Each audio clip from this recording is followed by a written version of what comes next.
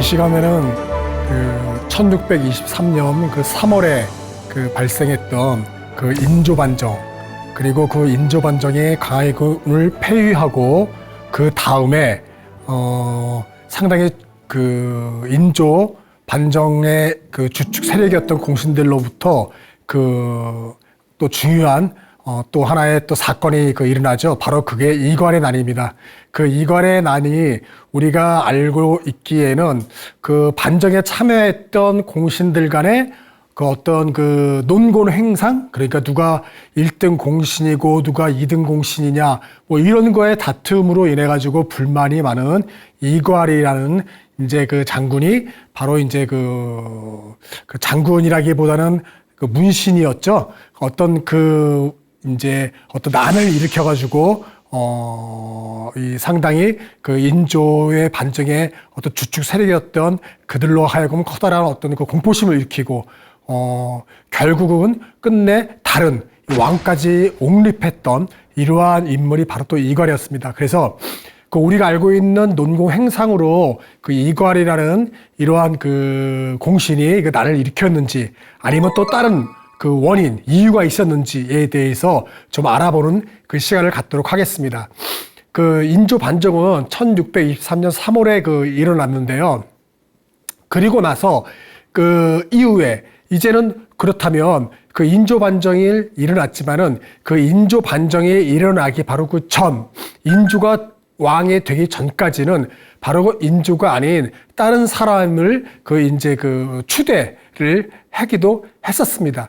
바로 반정이 일어나기 전에 반정의 주축 세력들, 주역들은 누구를 왕으로 세울 것이냐. 그러니까 광해군을 폐위하는 데는 모두가 이제 이견이 없었습니다.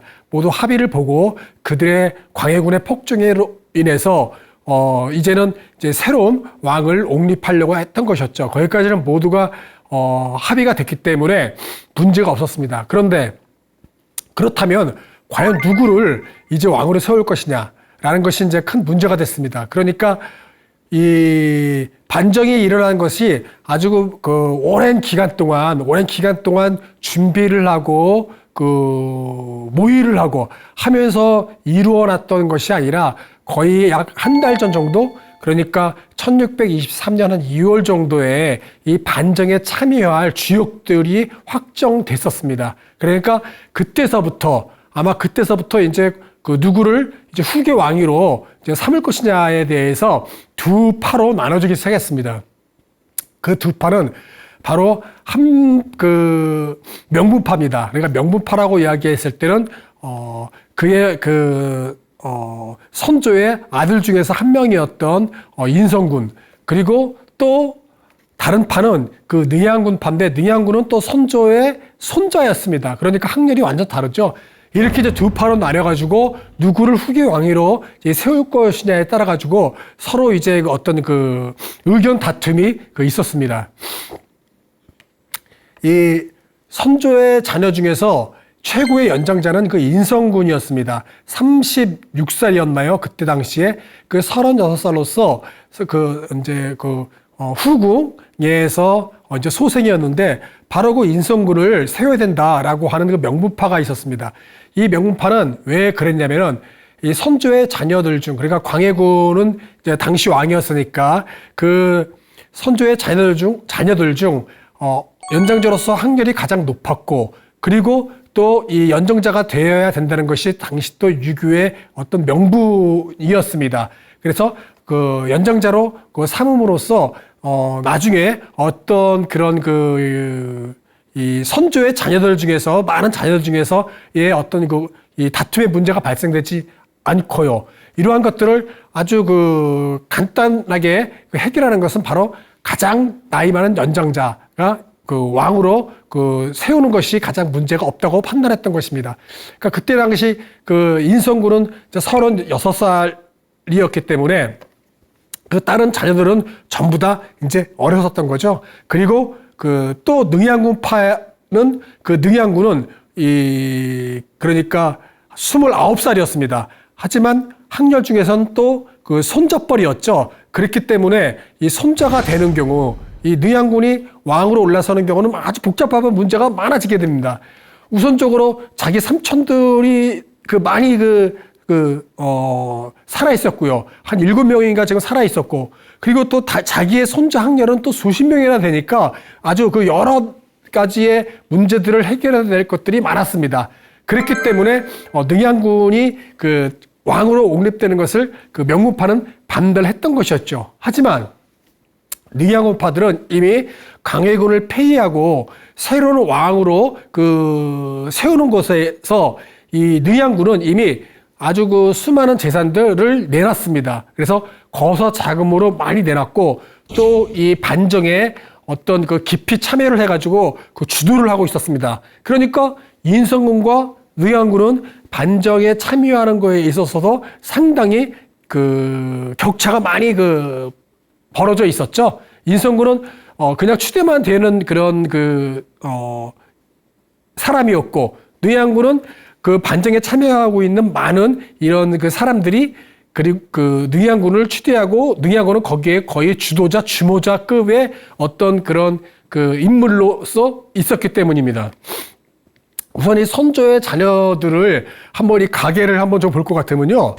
이 선조는 상당히 많은 자녀를 두었습니다. 그리고 부인들도 많이 두었죠.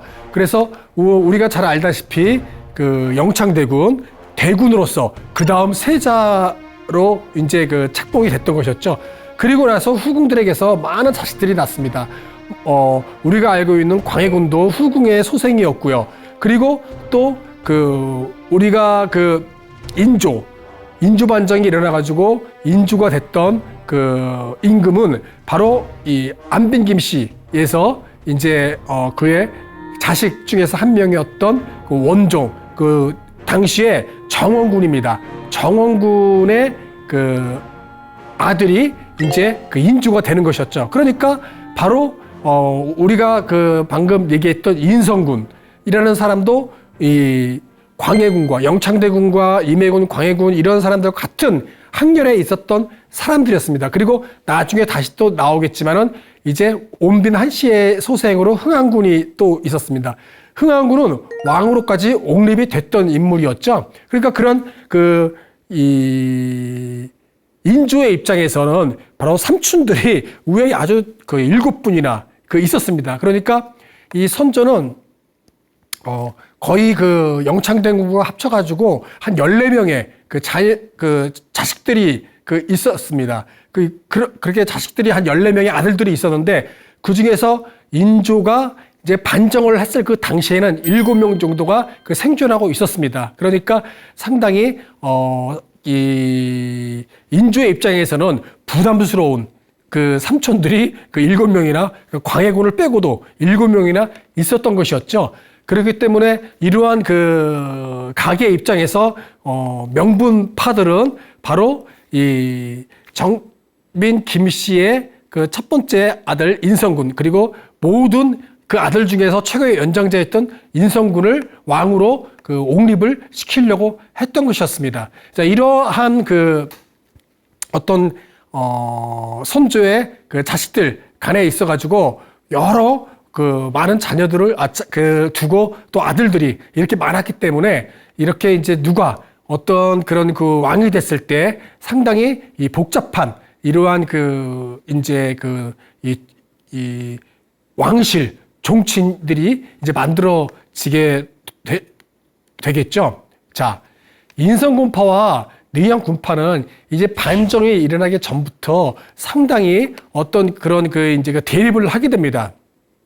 그래서 막 실록 같은 데 보더라도 이 인성군파에 있던 사람들을 이제 능양군파에서 이렇게 뭐라고 비판하는 이러한 기사들이 나옵니다. 그러니까 능양군파가 결국은 능양군을 이제 왕으로 옹립된 거죠. 그래서 능양군이 바로 인조가 이제 묘호를 받게 되는 겁니다. 그러니까 인조가 왕이었을 때 그의 신하들, 그러니까 조종을 장악했던 신하들이 능양군파의 주축 반정 세력들이었겠죠.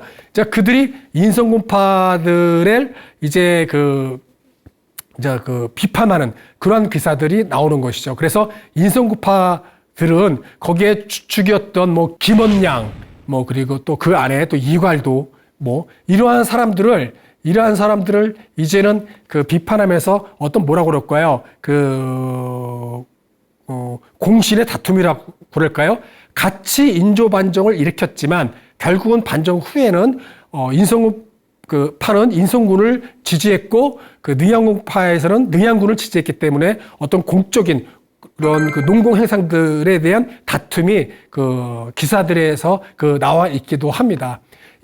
이러한 그 가운데 이렇게 볼 것 같으면은 이 인성군파에는 어떤 그 김원양이라는 사람이 상당히 어떤 그 주도를 했었고요. 능양군파에서는 김유라는 사람이 이제 그 주도를 했었습니다. 그러니까 그 김원양 같은 사람은 이제 반정이 일어났을 때 또 누구를 대장으로 삼을 것이냐. 그리고 그 김유는 능양군파의 김유는 또 자기네 쪽 사람을 대장으로 삼으려고 했고 이러한 어떤 그런 그 갈등과 대립들이 이제 막 그 이루어지면서 반정은 그래도 이제 성공하게 되는 것이죠. 자, 이렇게 반정이 이제 준비가 이제 다 이제 끝나고 반정을 하는 이제 그 날이었습니다. 그 반정을 하는 날 이제 그 홍제원이라고 이제 서대문구에 지금 우리 홍제동이라고 아직도 동네명이 거기서 유래돼가지고 그 이름이 남아있죠. 그 중국 사신이 이제 도성 안에 들어와서 바로 이제 그 궁궐에 들어오기 전에 바로 홍제원에서 머무르면서 쉬는 곳이 바로 이제 홍제원이었습니다. 그 당시. 그러니까 반정 당일날 밤에 밤 2경, 뭐 11시에서 한 2시경 정도 그를 이야기하는데, 그 1624년 3월 12일인가요? 그 이경에 이제 홍제원에서 집합을 하기로 했습니다. 그래서 모든 반정 세력들이 그날 홍제원에서 모여서 이제 창덕궁으로 이제 쳐들어가기로 했던 것이었죠.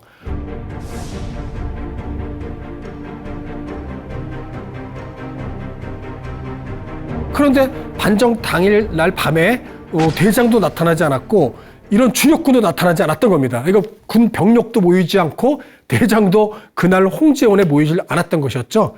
그러니까 인성군파에 있었던 이제 그 이괄이 이제 대장이 되는 겁니다. 그러니까 김유가 나타나질 않으니까 그 이괄을 이제 대장으로 삼는 거죠. 그러니 이 반정을 일으킨 이 병력들이 이제 불안해했던 것이죠. 대장도 나오지 않았고 또 능양군도 불안에 떨기 시작했습니다.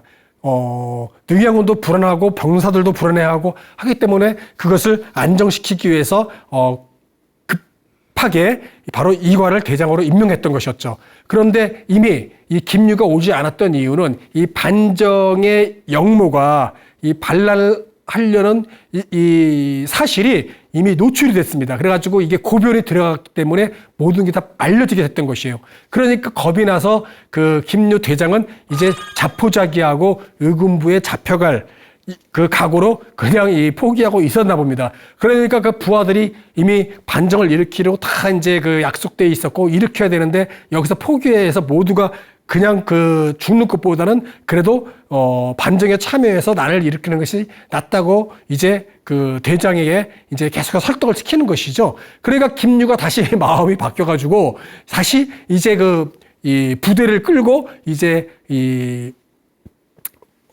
반정군이 일어난 곳으로 이제 갔습니다. 그런데 이 홍제원으로 가지 않고 서대문 밖에 있는 모하관, 그러니까 도성 밖에 이제 중국 사신이 왔을 때 거기에 그 머무르는 곳이었죠. 바로 여기에 이제 모든 주력군들을 이곳으로 집합하라고 했던 것이었죠. 그러니까 홍제원에 있던 그 이괄 대장이 이제 상당히 불만이 많았던 것이었죠. 그리고 또 기록에 의하면은 분노가 아주 심했다고 합니다.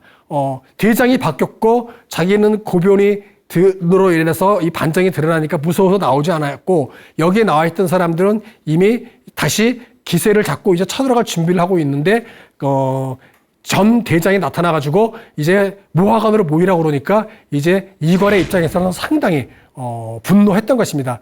그럼에도 이제 그 이괄은 그 이규회와 다른 여러 사람들의 설득에 의해서 다시 무화과원으로 이제 이동을 했습니다. 그래서 거기에 집합을 하게 됐던 것이었죠. 그래서 모두가 다시 거기에 모여가지고 이제는 다시 추스리고 이제 이 창덕궁으로 이제 들어가서 광해군을 폐해하고 성공하게 된 게 바로 인조 반정이 되겠습니다. 이렇게 그 반정군이 홍제천에 그리고 거기에 지금도 남아있는 세검정이라는 정자가 있습니다. 남아있다기보다는 그거는 이제 새로 복원한 건데 그 세검정이라는 정자가 있는데 바로 이 세검정에서 여러 가지 재밌는 이런 흥미있는 이런 그 또 야사들의 또 이야기들이 지금까지 전해지고 있습니다. 이 세검정은 지금 상명대학교 앞에 바로 그 탕춘대 옆에 이제 있는 그 정자인데 홍제천이 흐르고 저 홍제천 위에 정자가 있는 그 지역인데요. 바로 이 인조 반정을 일으키기 위해서 능야군과 뭐 그 김류 그리고 이괄 이러한 그 사람들이 저기에 이제 모여서 이제 그 반정날 여기에 모여가지고 이제 그 칼을 그 물에 갈았다. 그리고 나를 세웠다. 해가지고 세검이라고 말이 유래됐다라고 하는 또 그 이야기가 전해져 내려오는 곳이 바로 또 이 세검정이 있는 홍제천이기도 합니다. 또 한편 또 다른 이야기로는 이 세검정이라는 것은 이 반정군이 이 광해군을 폐위시키고 반정을 성공시키고 그리고 이제 다시 이 창의문을 나와서 바로 이 세검정에 모여가지고 피 묻은 칼을 씻었다 해가지고 그리고 이제 정자를 세웠다고 그래가지고 세검정이라고 이름을 붙여 이런 또 유래가 또 전해져 내려옵니다. 이렇게 그 뜻은 또 뭐냐면은 이제는 칼을 씻을 일이 없다. 그래서 태평성대가 이루어졌다라는 또 이 상징적인 선언적인 또 의미가 또 담겨 있다라고 하는 이름이 바로 세검정 그 정자 이름입니다. 또 한편 다른 이야기로는 숙종 때 그 전이죠. 인조반정 이후 인조반정이 일어나고 나서 그 이후에 숙종 때 이 북한 산성을 축조하면서 이 군사들이나 여기에 동원된 이러한 그 사람들이 여기에서 홍제천에서 휴식을 하기 위해서 정자를 세웠다라고도 또 이야기가 또 내려오고요. 또 연산군이 유흥을 즐기기 위해서 바로 정자를 세웠다라고도 또 이렇게 이야기가 내려옵니다. 이렇게 여러 가지 그 야사에서 많은 이야기들이 이 세검정이라는 이 이름을 통해서 그 이야기가 전해져 오고 있습니다. 이 그림은 이제 정선이 1740년 후반때 이 부채에 그렸다라고 하는 이 그림입니다. 그래서 이 세검정이 그때 당시에 저렇게 세워져 있는 것을 우리가 확인할 수 있고요. 이 사진은 현재 있는 세검정입니다. 이렇게 세검정 정자 앞에 지금도 개울가가 흐르고 있고요. 그 바위들이 아주 빨래판 같이 있다고 그러나요? 그 안반들이 이렇게 쭉 넓혀져 있습니다. 그리고 바로 이제 세검정이 이제 세워져 있고 이 세검정 위에는 그때 당시 조선 시대에는 조지서라고 그래가지고 그 실록을 만들 때 그 전에 쓰였던 그런 이제 사관들이 이렇게 이제 기록했던 제일 처음에 작성했던 속기로 썼던 이러한 이제 책들이 있죠. 그 책을 갖고 이제 실록을 만드는 건데 그것을 실록으로 만들고 나서 처음에 썼던 그 책들을 바로 이 홍제천 여기 와서 이렇게 이제 물에다 씻었다고 합니다. 그래서 먹물을 다 빼고 그 종이를 다시 재활용했습니다.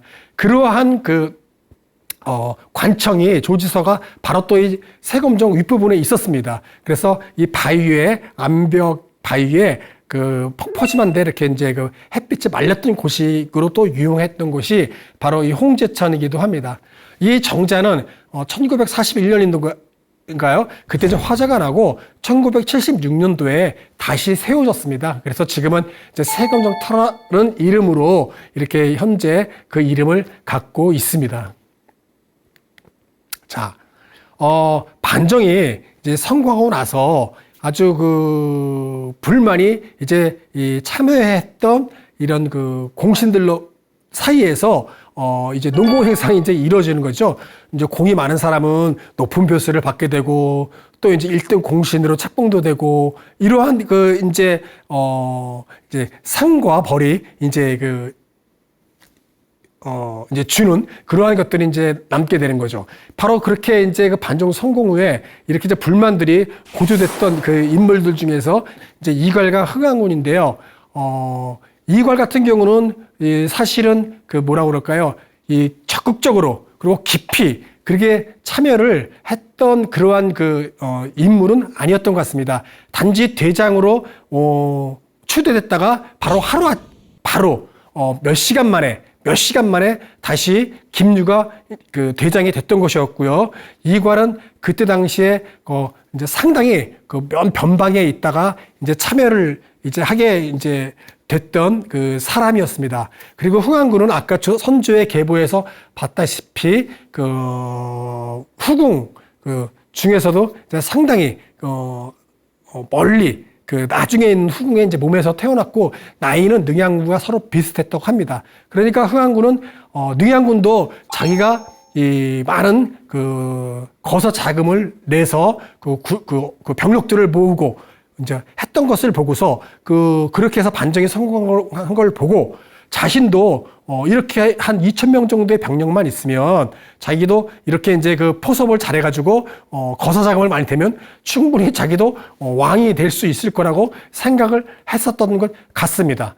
그러니까 반정에 성공해서 인조가 왕이 된 이후에 이제 이괄이 그리고 흥한군이 이제 어떤 이러한 모의를 통해서 이제 영모의 계획을 꾸몄던 것 같습니다. 그런 나중에는 결국은 영모였지만 그 전에 과연 영모를 갖다가 이괄이 어떤 충분한 계획을 하고서 세우는지는 아직까지는 잘 모르겠습니다. 이제 반정에 성공하고 나서, 이렇게 이제 연려실 기술 같은 그런 기사들을 보면은, 2등 공신으로 책봉되고 첫 번째 자리에 오른 겁니다. 2등 공신은 첫 번째 자리. 그러니까, 그래도 상당히 높은 이러한 공신으로 책봉을 받은 거고요. 그리고 또 한성 판윤으로 임명됩니다. 그러니까 한성 판윤이라는 건 그때 당시 지금으로 치면 서울시장 같은 거죠. 그러니까 뭐라고 그럴까요? 병조판서, 호조판서, 이조판서 정도의 급이 바로 이제 한성 판윤인데 거기에 불만을 가졌다. 이러한 기사도 나옵니다. 그런데 그때 당시에 한성 판윤의 정도면 바로 대궐 안에서 일하는 그러한 신하였기 때문에 그렇게 큰 불만을 가질 만한 이런 낮은 직급의 또 아니었습니다. 그리고 또 상당히 뭐라고 그럴까요? 이수일이라는 이 사람이 이괄이 상당히 한성 판윤으로 이렇게 이제 임명받은 것에 대해서 불만이 많았다라고 막 쓰이고 이제 그런 기사에 나옵니다. 자기는 공주판서가 됐고 막 이러면서 그것도 이수일이라는 사람보다 자기 이괄이 스스로 더 공이 많은데 그런 이수일보다도 못하게 자기는 그런 이 직급을 받은 것에 대해서 분노했다. 이런 것들 내용이에요. 그런데 사실 이수일이라는 사람은 인조 6년에서야 공주판서도 아닌 형주판서가 됐고요. 그러니까 그 당시에는 반정이 일어났을 때에는 이런 공신 명단에도 없었던 인물이었다고 합니다. 그러니까 야사에서 나오는 내용들이 후대에 썼던 거기 때문에 귀로 듣거나 잘못된 어떤 책들을 이게 다시 필사되고 수집된 것들을 옮겼기 때문에 신뢰도에서 좀 많이 떨어지겠죠. 어쨌든 이러한 것들이 상당히 계속해서 기록에 남아 있었기 때문에 이괄이 불만이 많은 거로 이렇게 이제 묘사를 많이들 하기도 합니다.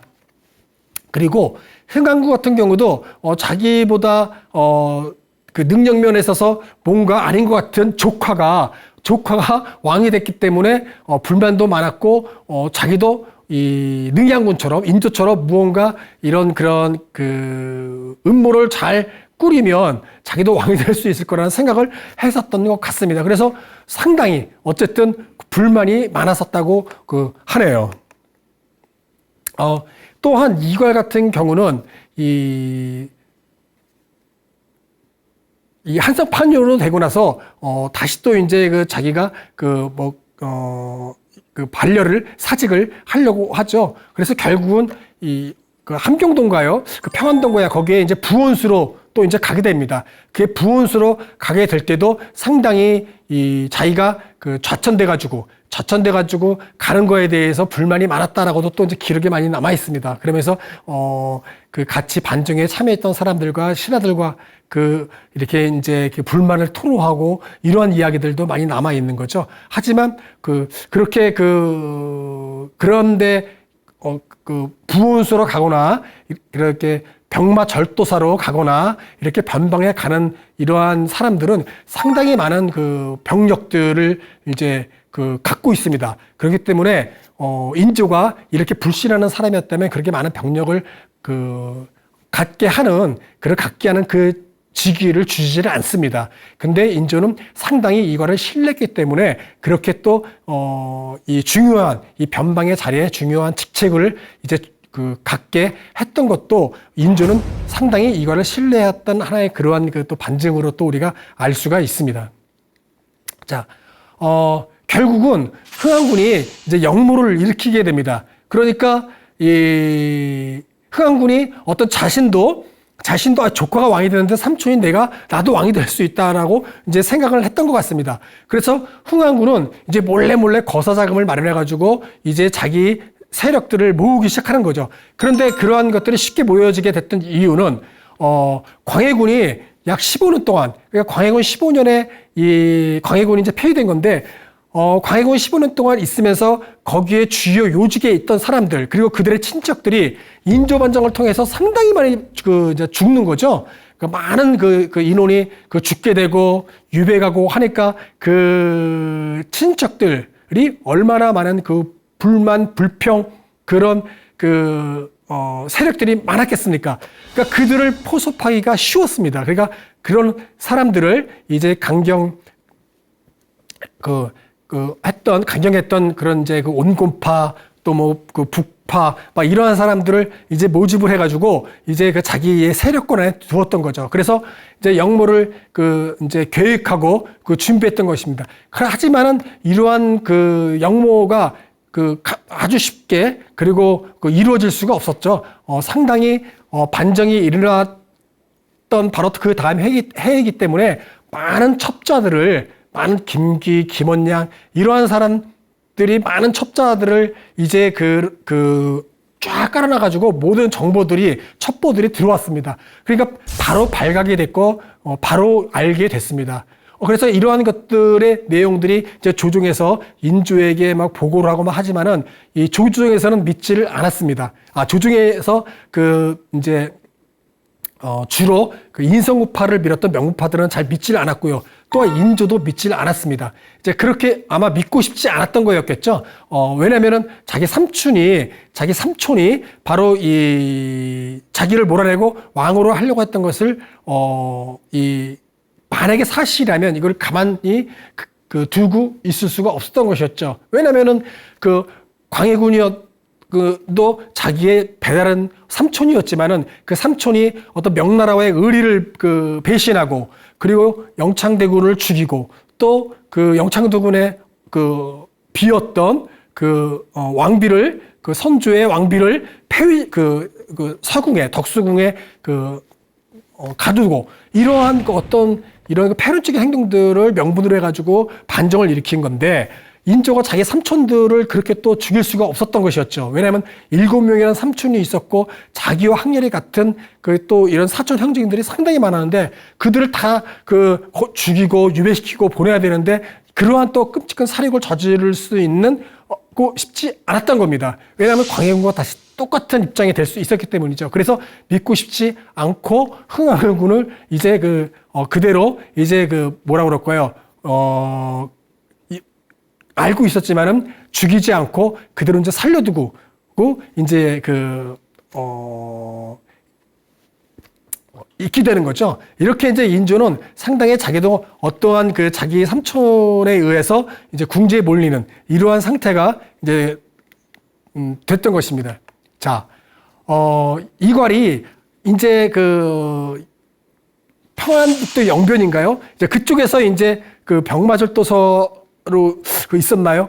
그 부은수로 있었나요? 그 이제 그렇게 이제 거기에 있어서 이제 그쪽에 이제 그 가 있고요. 그리고 나서 이 흥안군이 이제 자기 거사장을 마련해서 자기 세력들을 모집할 때 거기에서 적극적으로 참여했던 사람이 이제 그 윤인발이라는 사람이었습니다. 그 윤인발이라는 사람은 아주 상당히 그 뭐라 그럴까요? 혈기왕성하고 이 흥안군의 그 세력으로 이제 들어와 가지고 이제 그 어떤 이 인조를 몰아내려고 했던 사람의 이제 그 아주 그 상당히 대표적이었던 사람이었습니다.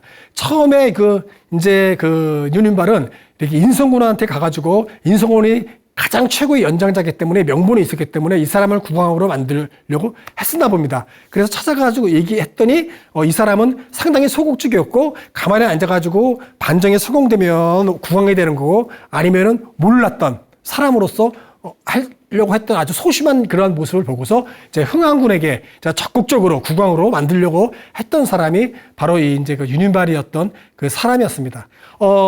이렇게 이제 어떤 흥안군과 이제 윤인발이 그렇게 이제 의기투합되고요. 또 이괄은 이제 그 영변에 가 있는 동안에 바로 이제 그런 그 윤인발이 이제 바로 그 이괄에 있는 그 영변으로 가게 되는 겁니다. 아까 흥안군이 이제 영모가 드러나게 되니까 흥안군과 그의 이제 왕실에 있는 사람들은 그 이제 인조가 건드리지 않고 조사도 하지 않았지만 그 아래에 있는 추종 세력들은 이제는 그 조사를 들어갔던 것이죠. 그러니까 윤인발이 이제 자기가 그 중심이 되는 걸 알고 있었기 때문에 이제 자기가 이렇게 강도를 만나서 죽은 거로 이렇게 해서 장례도 치르고 그래가지고 이제 무사히 이제 탈출하게 됩니다. 그래서 영변까지 가게 되는 것이죠. 그리고 나서 또 이제 며칠 뒤에 두 달 뒤에인가요? 두 달 뒤에 이괄의 아들이었던 이전이 또 영변으로 가게 됩니다. 그러니까 그 흥안군과 이괄의 아들 이전과 이렇게 이제 그 이괄의 부대가 있던 그 영변으로 이제 그 모여지게 됐던 것이었죠. 그렇게 모여지게 됐던 것이었고 조정에서는 그 흥안군의 영모 사건이 드러나게 되면서 이제는 이괄도 바로 이 반란군 그러니까 그 흥안군을 왕으로 세우는 영모의 주축이었다라고 이제 고변에 들어가고 이름이 올라오게 됩니다. 그러니까 그 이괄의 입장에서는 상당히 곤욕스러웠던 것이었죠.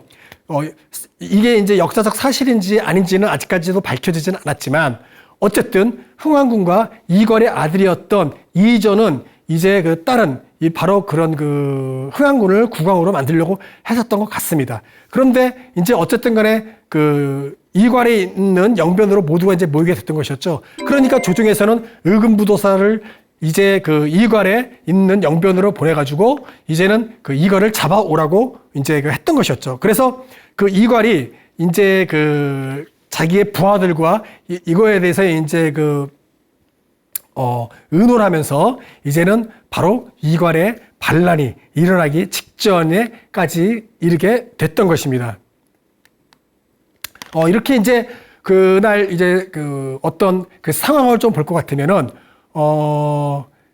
의금부도사가 이제 그 이괄을 잡으러 오니까 이괄이 이제 기다리라고 그러고 이제 자기의 부하들과 이런 상황을 어떻게 할 것이냐 얘기하면서 하니까 이렇게 됐다가는 그 대장도 죽고 또 그의 아들도 죽고 뭐 다 이제 그 죽는 것이겠죠. 그리고 사실 의금부도사가 왔던 것은 인조가 이전만 잡아오라고 했습니다. 그러니까 분명히 이전은 가담했을 거라고 생각하고 이전을 잡아오라고 했던 것인데 이괄의 입장에서는 분명히 그 아들을 죽이고 나 보고 조사를 하다 보면 국문이 열리고 조사하다 보면 자기 자신도 분명히 죽는다는 것을 이제 알고 있는 것이죠.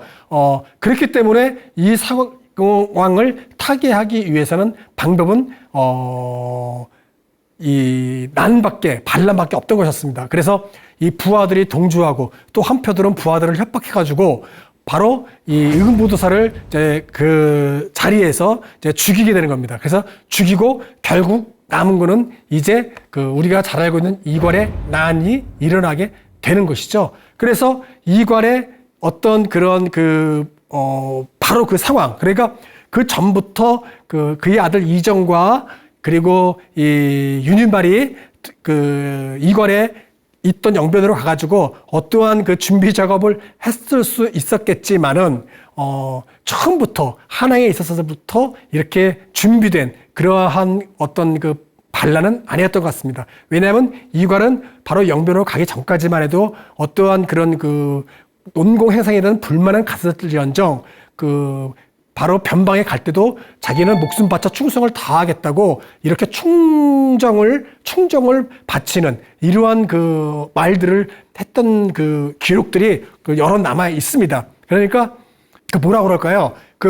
불만을 갔을지언정 반란을 일으켜서 국왕을 바꾸는 이런 것까지는 아마 생각지 않았을까라고 생각합니다. 하지만 결국 나중에 그의 아들과 흥왕군의 주축 세력이었던 윤인발이 오면서 아마 그러한 것들이 귀뜸들은 있었겠고 결국은 자기 아들을 죽이고 자기도 잡으러 온 의금부도사를 보고서 그 자리에서 즉흥적으로 했는지 그러한 것들은 어떤 이괄이 국문을 통해서 밝혀진 바가 없었기 때문에 사실인지 아닐지는 우리가 지금 아직까지는 모르는 것이죠. 이렇게 이괄은 의금보도사를 죽이고 이제 한양까지 쳐들어오게 됩니다. 그래서 한양으로 쳐들어와서 1월 달에 이제 한양으로 1624년인가요? 1월 달에 들어와서 또 2월 초에 바로 한양 가까이까지 이제 근접해서 부대가 진격해 왔던 것이죠. 그리고 이제 한양 도성으로 그날 밤에 한양 도성으로 이 군대를 보내가지고 새 국왕이 탄생했다. 흥왕군을 국왕으로 선포합니다. 그리고 다음날 2월 9일인가요? 다음날 이괄이 한양으로 입성하게 된 것이죠. 그러니까 한양에 있던 관원들이 모두 와서 이괄에게 이제 인사하고 그리고 백성들은 황토끼를 새롭게 깔았다. 막 이런 기록들이 나옵니다. 그리고 이 경복궁에서 이제 흥왕군은 국왕으로 선포되고 조정의 관료들을 임명하게 됩니다. 바로 2월 9일날 경복궁에서 이루어졌던 일들이죠. 하지만은 바로 그 다음날 이제 이괄은 인조의 부대에 쫓겨가지고 서대문 밖에서 크게 패퇴합니다. 그리고 이제 경기도 이천으로까지 도망가게 되는 것이죠. 그래서 경기도 이천에서 자신의 부하들한테 이제 목이 잘리게 됩니다. 그래서 결국은 이괄은 이제 그렇게 해서 생을 마감하게 되는 것이죠. 붙잡혀가지고 국문을 통해서 조사를 하면은 어떤 더 이렇게 해서 흥왕군을 국왕으로 선포하고 준비했던지가 밝혀졌겠지만은 그렇게 죽음으로써 이제 밝혀지지 않았고요. 그리고 흥왕군 같은 경우도 체포돼가지고 창덕궁 도남문 앞에서 사형을 당합니다. 이렇게 흥왕군도 죽게 되고 이괄도 이제 죽게 되는 것이 바로 이괄의 우리가 알고 있는 나이였습니다. 이렇게 이괄이 난을 일으켜가지고 먼 변방에 있는 지역에서 한양에까지 점령하고 또 흥왕군을 국왕으로 선포했음에도 불구하고 실패한 경우는 아마 조선의 역사에 있어서 아마 유일무이한 난일 겁니다. 그러니까 한양도 점령하고 왕까지 선포했는데도 바로 며칠 만에 이렇게 이제 죽게 되고 이렇게 실패한 이러한 난이 바로 이괄의 난이기도 했습니다. 자, 이괄에 대해서는 이렇게 연료실기술이라는 책과 우리가 알고 있는 조선왕조 실록에서는 평가가 이렇게 아주 다릅니다. 이렇게 이제 야사 같은 경우에는 이괄은 되게 난폭하고 이렇게 대인관계도 좋지 않고 이렇게 좀 뭐라고 그럴까요? 평가가 많이 낮게 이렇게 되어 있고요. 실록 같은 경우에는 이렇게 비록 자기와는 다른 왕을 서로 추대했지만 그러니까 김원량이라는 사람이 어떤 그 이과를 이제 추천해가지고 자기의 반정에 참여를 한 겁니다. 그러니까 김원량이 이괄의 아들이었던 이전이 자기의 밑에서 이렇게 이제 그 제자였고, 친척이기도 했지만 또 이전을 통해서 이괄을 반정에 참여시키기도 했던, 그리고 이들은 인성군을 지지했고, 그리고 김류, 이귀, 뭐 이러한 그 인물들은 능원군, 즉 인조를 지지했던 세력이지 않습니까? 하지만 이렇게 이 김리운이, 이균이 이러한 사람들도 이괄을 아주 높게 평가했습니다. 그러니까 실록에서는 이렇게 상당히